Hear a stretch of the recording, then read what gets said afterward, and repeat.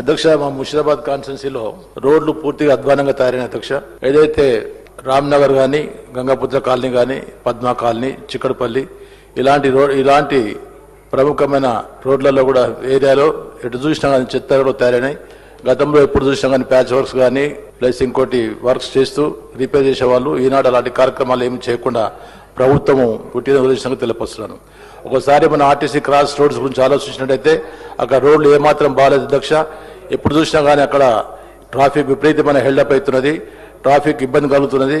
అక్కడ cinema halls పెద్ద ఎత్తున ఉన్నాయి. సినిమా హాల్స్ వదిలినప్పుడు కానీ పబ్లిక్ ఆగిపోతున్నది. దయచేసి అక్కడ ఏరియాలో కొంచెం రోడ్ డెవలప్ చేస్తూ అక్కడ పబ్లిక్ ట్రాఫిక్ కూడా క్లియర్గా చేసి ఏర్పాటు చేయడానికి కోరుకుంటున్నాను అధ్యక్ష. అదే కాకుండా హైదరాబాద్ నగరంలోని సుందరయ్య పార్క్ చుట్టుపక్కల ఉన్న రోడ్స్ అన్ని పూర్తిగా అధ్వానంగా తయారైపోయిన ఎన్నిసార్లు అధికారులకు చెప్పినా కానీ దాని గురించి ఎలాంటి చర్యలు తీసుకోకుండా ఆ రోడ్లు పూర్తి ఒక్క రోజుకు డైలీ 5,000 6,000 మంది వాకర్స్ వచ్చే ఏరియా లాంటి ప్రదేశమైన సుందరయ్య పార్క్ దగ్గర ఎవరు పట్టించుకోవడం లేదు.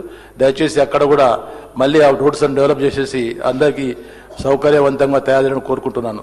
చాలా చోట్ల ఒకసారి చూస్తే హైదరాబాద్ నగరాన్ని ఇంత గతంలో మా ప్రభుత్వం ఉన్నప్పుడు ఇంటర్నేషనల్ సిటీ అంటే ప్రతి ఒక్కరు హైదరాబాద్ నగరాన్ని కోరుకునే వాళ్ళు. మరి ఈనాడు ఎవరైనా కానీ సెలబ్రిటీస్ కానీ ప్లస్ ఇంకోటి ఇంటలెక్చువల్స్ కానీ రిటైర్ అయిన తర్వాత ప్రతి ఒక్కరు హైదరాబాద్ నగరంలో ఉండాలని కోరుకునే వాళ్ళు. ఈనాడు హైదరాబాద్లో ఉన్న పెద్ద అధికారులు వ్యాపారవేత్తలు కూడా హైదరాబాద్ని ఖాళీ చేసి వేరే నగరాలకు వెళ్ళిపోతున్న సంగతి మీ దృష్టికి పట్టుకొస్తున్నాను. కావాలంటే వాళ్ళ పేర్లు కూడా మీకు ఇస్తానని తెలియజేస్తున్నాను అధ్యక్ష. ఒకసారి రజనీకాంత్ గారు షూటింగ్ హైదరాబాద్ వచ్చినప్పుడు హైదరాబాద్ నగరం ఇంత బాగుంటుందని చెప్పి పోయిన రజనీకాంతే కాకుండా మరి చాలా పెద్ద ఎత్తున ప్రముఖులు మరి హైదరాబాద్ నగరం కొనియాడారు.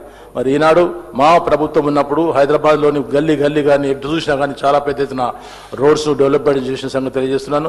ప్యాచ్ వర్క్స్ కానీ ప్యాట్రోల్స్ కానీ ఎప్పటికప్పుడు అధికారులు క్షుణ్ణంగా పరిశీలించి మరి చేసేవాళ్ళు. ఈనాడు రోడ్లు కానీ ఫుట్పాత్లు కానీ పట్టించుకునే నాదుడే లేకుండా పోయిన సంగతి తెలియజేస్తున్నాను. ఎంత చెప్పినా కానీ ఎవరు పట్టించుకోవడం. దయచేసి హైదరాబాద్ నగరం ఇంటర్నేషనల్ సిటీ కాబట్టి దీనికి మా ప్రభుత్వంలో ఉన్న పేరు కన్నా మీరు రెట్టింపు పేరు తేవాలంటే చాలా పెద్ద ఎత్తున శ్రమ చేసినా కానీ ఈ హైదరాబాద్ నగరాన్ని పేరు ప్రఖ్యాతులు పెంచే విధంగా పనిచేయాలని కోరుకుంటూ నాకు అవకాశం ఇచ్చినందుకు నమస్తే అధ్యక్ష. నమస్తే.